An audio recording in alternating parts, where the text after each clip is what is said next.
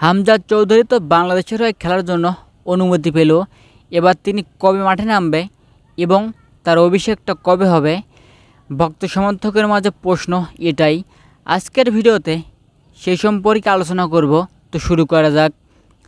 Hamza Chowdhury Leicester সিটির একজন খেলোয়াড় এবং এই হামজা চৌধুরীর দুই দেশের নাগরিকত্ব ছিল, ইংল্যান্ড এবং বাংলাদেশ।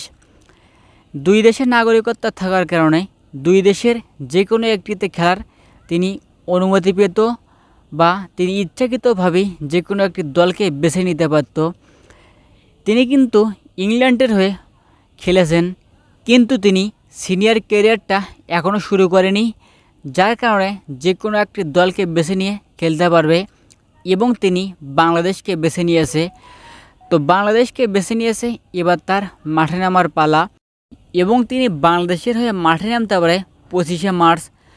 তো বাংলাদেশের জার্সিতে অভিষেক হবে 25শে মার্চ এবং এই ম্যাচটি খেলবে বাংলাদেশ ইন্ডিয়ার সঙ্গে। এএফসি কোয়ালিফায়ার ম্যাচটিতে দেখা যেতে পারে হামজা চৌধুরীকে। তো শেষ পর্যন্ত ইন্ডিয়ার সঙ্গেই অভিষেক হবে হামজা চৌধুরীর।